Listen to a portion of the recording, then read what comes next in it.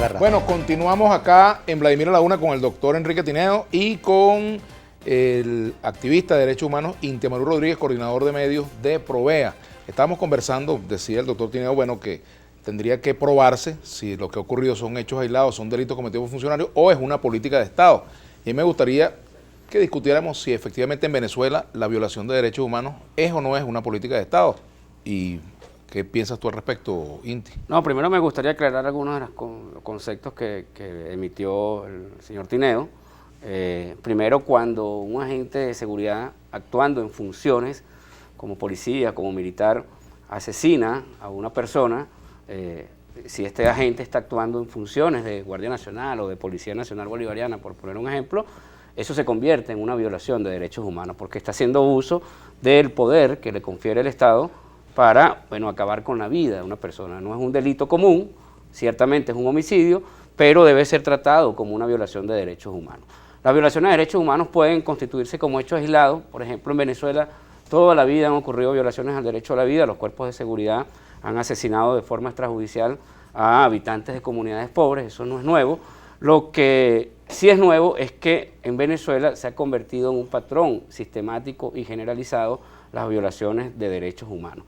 No lo dice Provea, lo ha dicho el anterior alto comisionado de Naciones Unidas para los Derechos Humanos, el señor Zeid Al-Hussein, quien produjo 2 informes referidos a la situación de derechos humanos en nuestro país y señalaba que en Venezuela ciertamente existe un patrón generalizado y sistemático de violaciones contra los derechos humanos dirigido a perseguir a sectores de la población. Por ejemplo, en 2015 tuvimos el lanzamiento del llamado Operativo de Liberación del Pueblo.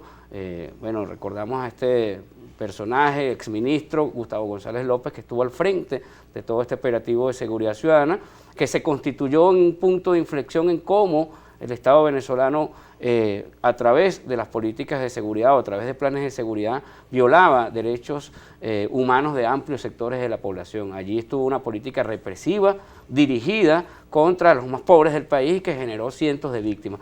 Ese patrón se repitió en 2017 en el marco de las protestas y ese patrón de actuación junto a otros novedosos están repitiéndose en el año 2019. Entonces sí estamos en presencia de una política generalizada y sistemática de abusos contra los derechos humanos. ¿Las ejecuciones extrajudiciales entran en esa categoría? Por supuesto, porque hay un aliento, por un lado, a que se cometan este tipo de abusos y esos alientos han sido públicos por parte de Nicolás Maduro. Hay grabaciones, hay eventos donde Nicolás Maduro ha llamado a agentes de seguridad a abatir a lo que él llama la derecha terrorista, paramilitar y delincuencial, y eso ha generado consecuencias.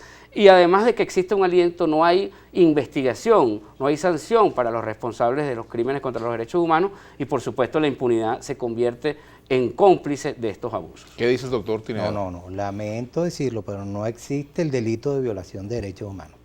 En la democracia es fundamental el principio de tipicidad. Un delito es tal si es una acción típica, antijurídica y culpable y lleva una pena. No podemos inventar delitos. Si un señor cometió homicidio, es homicidio. A es igual a A, no a B. Ese es un principio de identidad que está previsto 4000 años antes de Cristo. Es imposible y eso es atentatorio precisamente contra la democracia. Si usted, a través de una ONG, que no son autogobierno, ni son cogobierno, ni son instituciones públicas que representan al Estado, ni son instituciones privadas que representan a la sociedad. Son fundaciones. Viene a señalar la idea de que un funcionario militar comete el delito de homicidio y eso es violación de derechos humanos.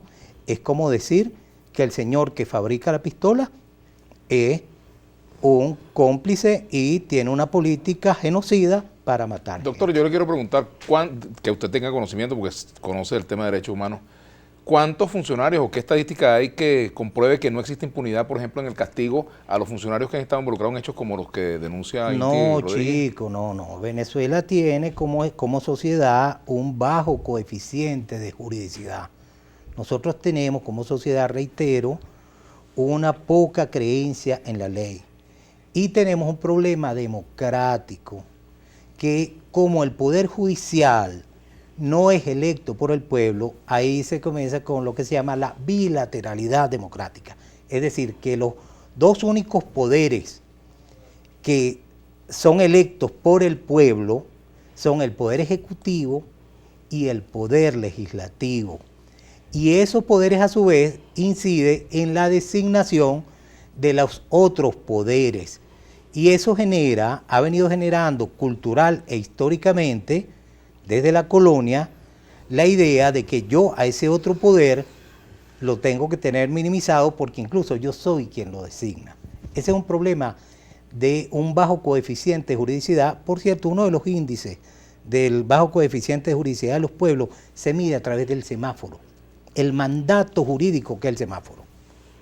Eso lo utilizan en sociología jurídica. Entonces, ¿qué es lo que ha sucedido con relación a eso?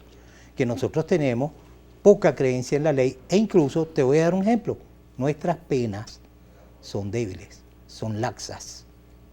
¿Cómo es posible que el máximo de pena sean 30 años? Bueno, eso lo dice la Constitución y lo decidió el pueblo así. Por supuesto, qué equivocación tan terrible la del pueblo, por supuesto.